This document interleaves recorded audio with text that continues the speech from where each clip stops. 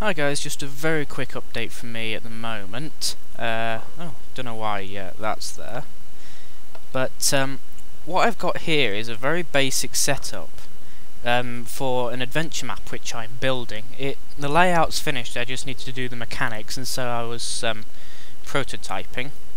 And what it is basically a system for once you've, say, killed a boss mob. I've got a test one down here called Evil Boss Pig. But what happens is sort of like a chest will appear with sort of like loot. So it's sort of like you killed the mob, you get sort of like your reward. And so I'll just quickly demonstrate what happens. I haven't got the timings exactly right on that waddling spawner there. Let me just turn the system on. I haven't got the timing right. It takes about 10 to 15 seconds before it spawns the chest, but so what it does is it ticks over, and then in a couple of seconds, there we go, it will spawn the chest, and we've got our cyan pointy stick. So let me just quickly run through what's happening, and I'll explain. So what I've got was I started off with 0 kills, and now you can see I've got 1. That's just a standard scoreboard setup. And what this system here is it basically just looks for... I've got it set up for kills, and it's testing for player with that's got basically 1 kill.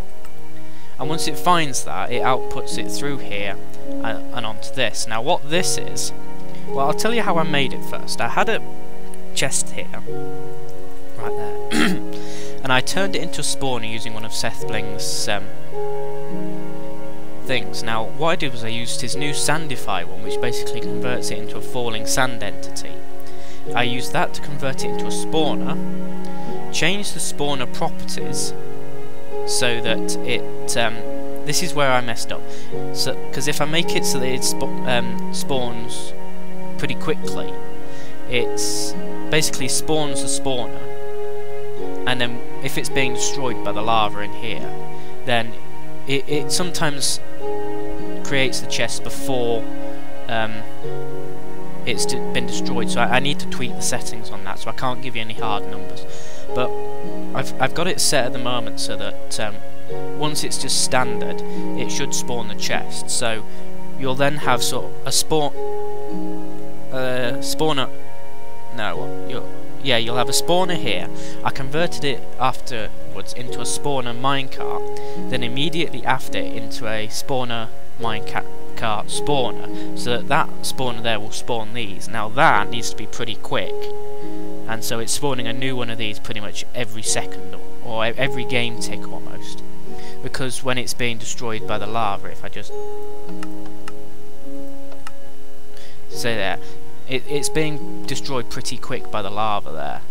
I think I've got this set to 1 entity count as well, so that's when it gets destroyed here. But if I turn it off, then it's just 1 here, which then allows it to spawn the chest. And so it's basically just a small string of things. You create a chest, convert it into a sand entity, convert that into a spawner, change the properties, spawn a minecart, create a spawner for that spawner minecart, change the properties, and then just create a little setup here. So I just wanted to show you that and sort of like show the idea that I've had, because well, I think it's a good concept. Now I kind of stole this setup from Sethbling's spawner minecart spawner filter tutorial, because it's a nice compact solution. So I don't claim any credit for this, but for the general idea of using it to spawn a chest at the end of a boss fight, I mean, it's not a bad idea. And yeah, so also what you can do is once it's a spawn that, if you leave sort of like the boss room, you can have the kill set to 0, and then it will stop that from spawning any minecarts. So if, say, they do happen to get rid of the chest, then it won't spawn anymore.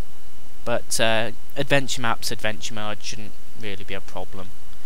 But Also, Jeb, Dinnerbone, if you do watch this, one thing I'd like to point out, which has been really annoying for PvP maps I made, is you can destroy glass in adventure mode. Now, for a massive glass maze, that was not a good idea. So, if you could maybe do something where you can't break it that easily in adventure maps, that would be lovely, but that's slight side note. Main thing is this. So, also, just show you quickly how I've set up the scoreboard. What I've done is scoreboard, objectives, ads, and then it's basically kills for total kill count, and it's displayed as kills on the side here.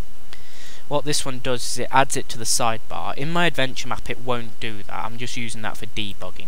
And then this one basically sets my kills back to 0 when I've killed the mob. Now we've got Evil Boss Pig. I'm using a renamed spawn egg for that. That's not a hack. That's just standard. So is this on? Yeah, it's on. Let's kill him again and get another chest.